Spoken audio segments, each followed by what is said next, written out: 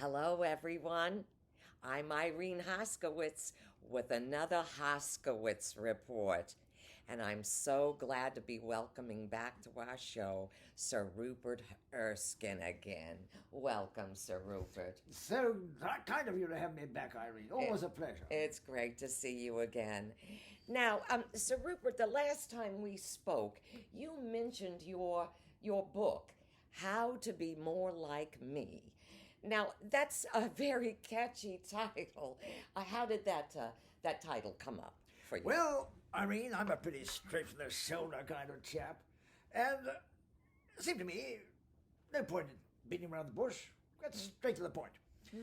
As I consider the vast number of titles and types of books out there, I've had a profound and illuminating insight. Oh.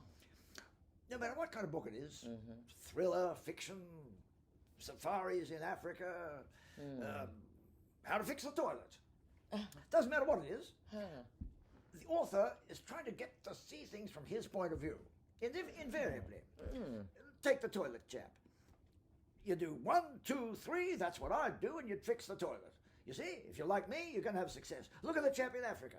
Does he kill the elephant? Doesn't he kill the elephant? Doesn't matter whether he does or not. Does he feel remorse? Does he feel triumph? Whatever he feels, you're going to see it the way he sees it. You're going to see the world the way he sees it. You're going to think, he's not a bad chap. But you know the inside story, you know where he's coming from. He's really quite admirable. In fact, you could be like him. You could be like me. In fact, see what he get at? I see you get right to the point with your title. Precisely. Right away. Precisely. Now, I noticed also your first chapter is called Humility. Yes. Now, why did you make this your first chapter?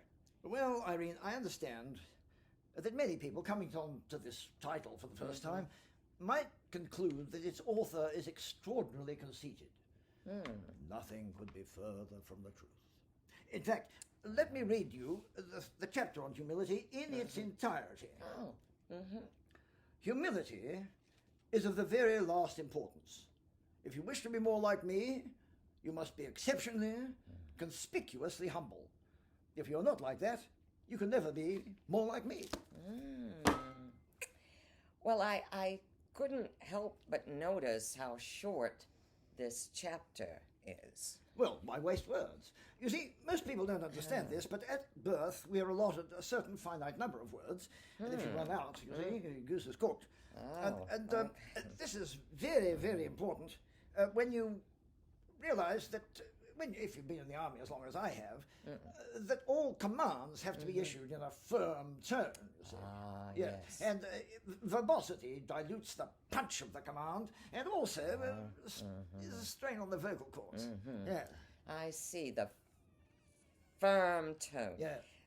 Well, now this was the chapter on confidence. Precisely, Now, yeah. could you give me an example? And why is this so very important? Oh, well, a firm tone is a tone of command. And if I can give you a short anecdote about that, if you illustrate the point. Please do. Yeah, please do.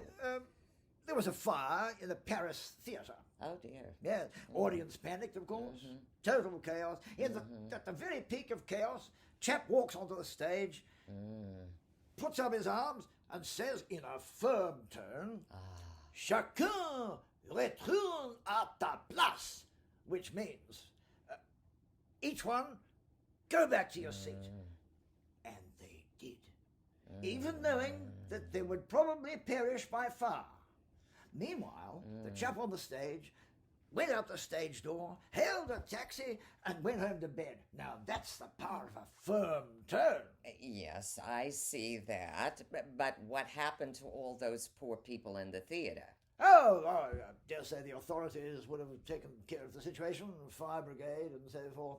But you know, that's not just the only example of a firm tone. And indeed, it could be said, in fact I shall say it now, that a firm tone is the basis of all military success. And few examples of this are clearer or more incisive than the poem by Alfred Lord Tennyson recounting the charge of the Light Brigade, which of course was kicked off completely by a firm tone. Forward the Light Brigade! That's the firm tone, you see, the kicks the whole thing. Forward the Light Brigade! Was there a man dismayed? No, though the soldiers knew someone had blundered. Theirs not to make reply. Theirs not to question why. Theirs but to do or die. Into the valley of death rode the 600. Cannon to the left of them, cannon to the right of them, cannon in front of them, volleyed and sundered. Stormed at by shot and shell, bravely they rode and well. Into the jaws of death, into the mouth of hell, rode the 600. Yes. That is a very harrowing story, Sir Rupert, but you have described this as a military success. I mean, if that's a success, I'd hate to find out what a disaster would be like. What happened to the soldiers? Well, they all died, of course. But this was, above all, a moral victory. You see, Irene, the reason why a firm tone is so effective is that it ignites in the soldier's heart all of the noblest military virtues. Obedience to the command of a superior, even though to a person of lower rank it might seem ill-advised. Loyalty to one's companions in arms, even unto death. But above all, a burning desire to lay down one's life in a noble cause. Yes. Well, Of course, the fellows on the other side, their leaders are saying the same thing to them, you see. And the net result is that you have a whole lots and lots of chaps laying down their lives in noble causes. Yes. Superb, huh? Nay, sublime. Oh. If that's Yes. not sublime, I'm a monkey's uncle. Of course, that would make me a monkey, wouldn't it? Yeah. Yes, well, thank you very much, Sir Rupert. We've learned a lot today, and hopefully we'll learn more from him next time. Jolly good. Thank you, Sir Rupert, and we'll catch you all later. Thanks for watching. Bye-bye.